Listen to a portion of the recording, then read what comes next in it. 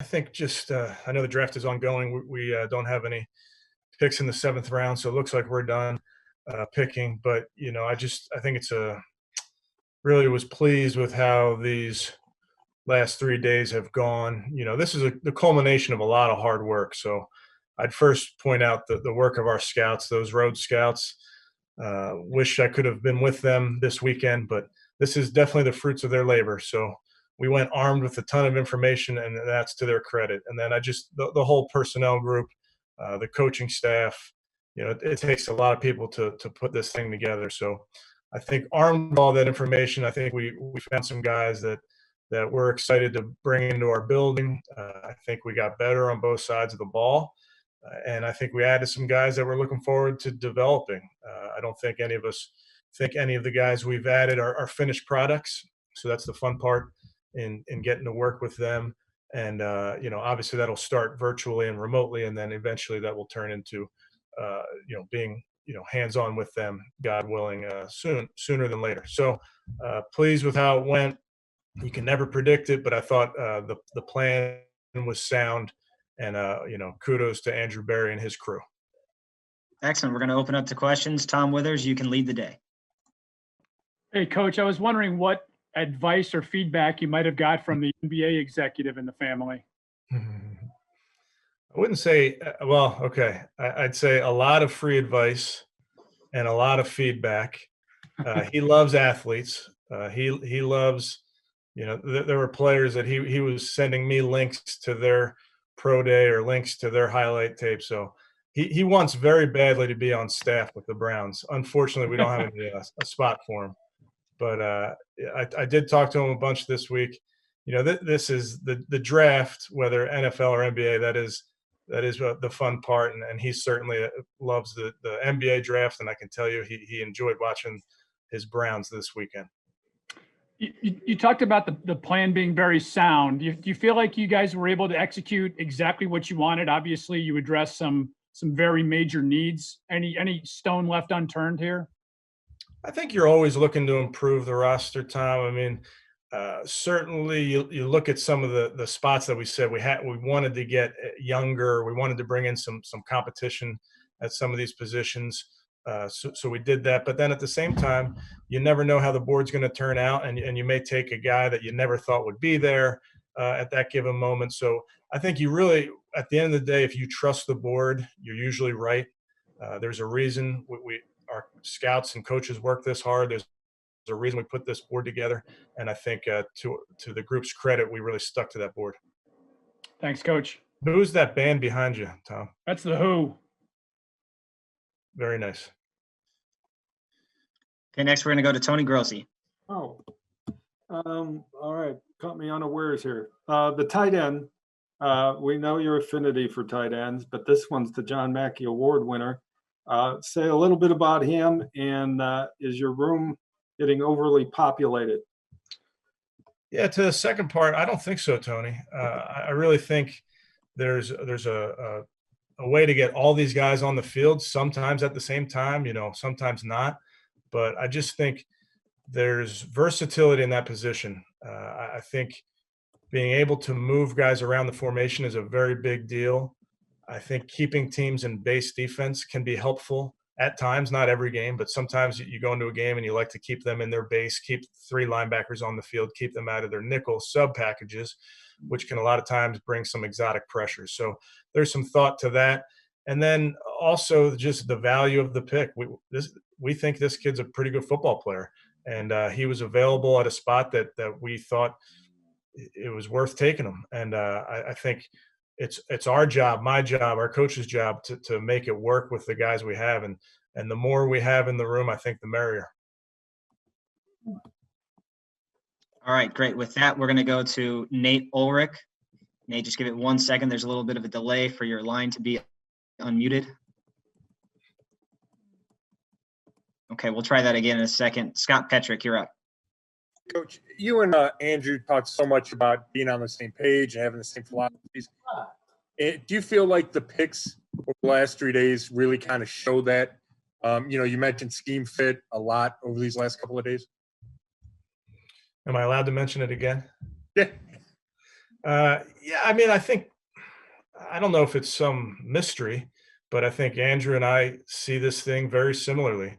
So when we're talking about this draft, we have some cultural non-negotiables, and then we have some schematic non-negotiables. And I think the coaches and scouts did a nice job of identifying the guys that fit those two things.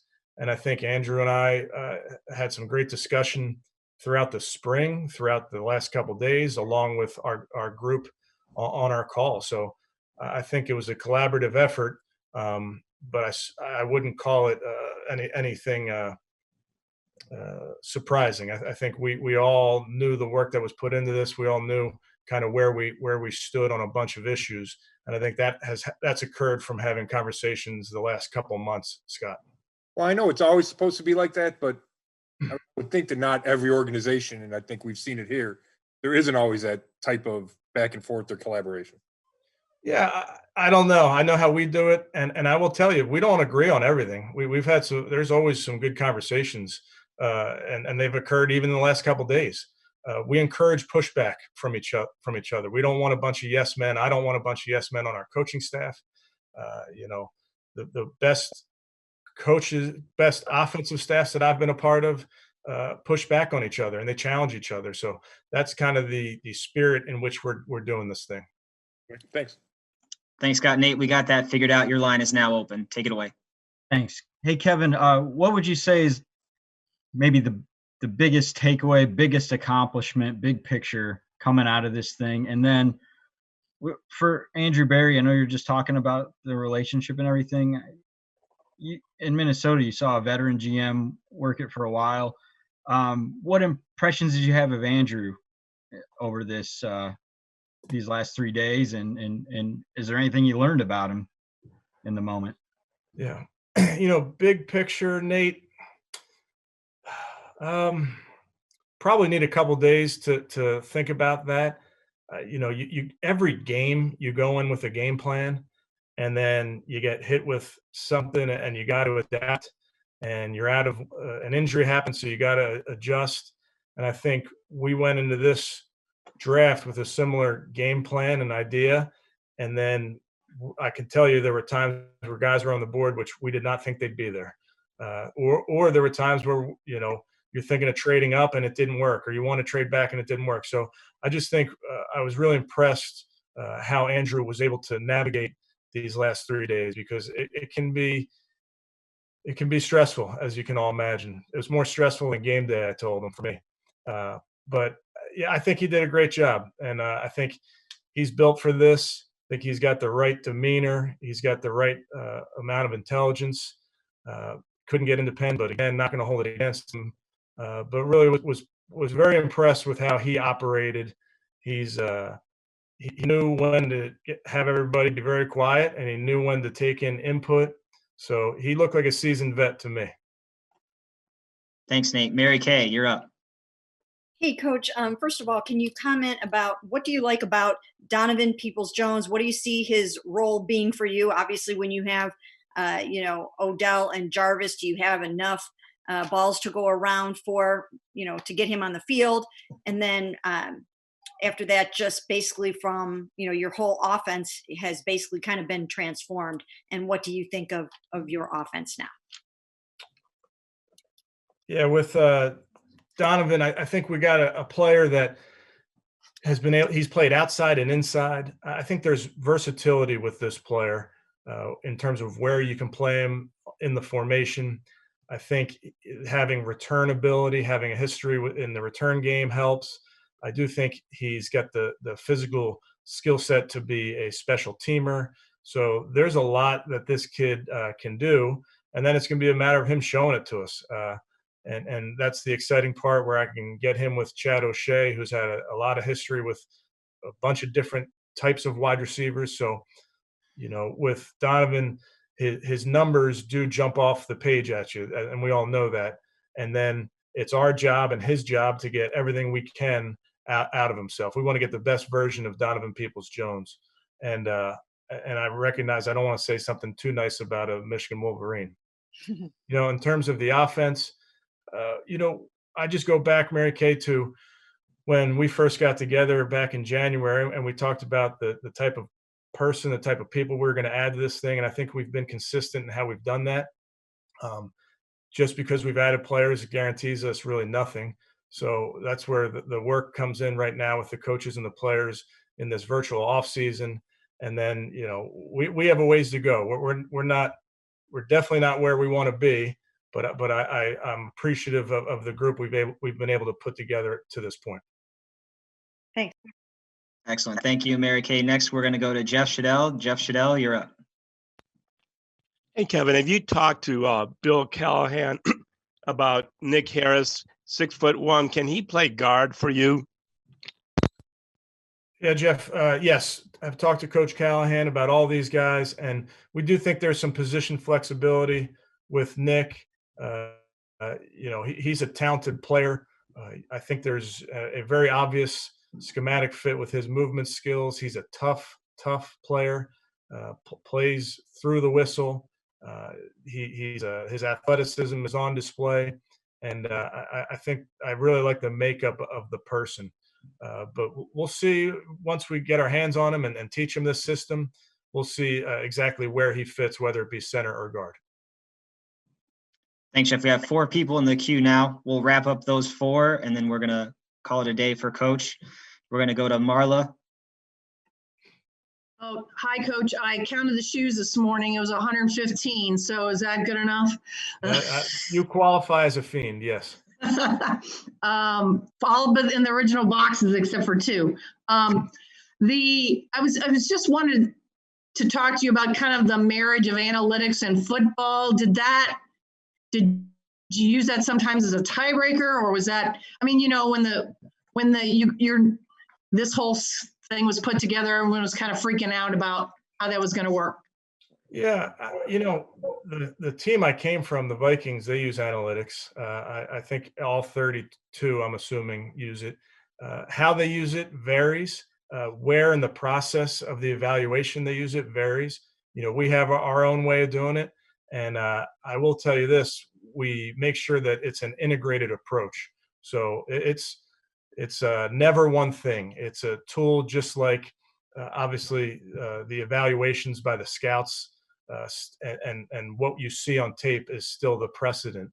But certainly we use it in the integrated approach to how we do things. So I know we have our way.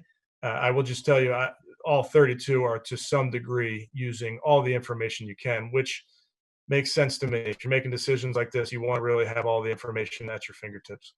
And just one quick thing with the virus and the way you're working remotely, was anyone pounding the table for anybody, or what I'm saying? Were there those kind of discussions still even under these circumstances?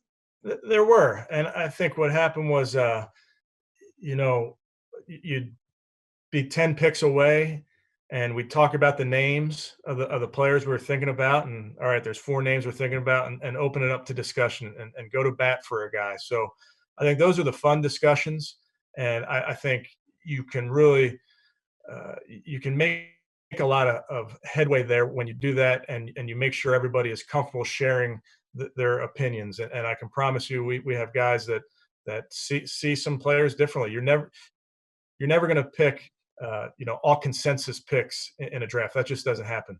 But I think we were very respectful of everyone's opinions, and there were definitely times when people disagreed, and that's just the nature of this thing. But that's where I think when you have a leader like Andrew on these last 3 days, he's able to take in all the information and then make decisions based on what he thinks is in the best interest of the club.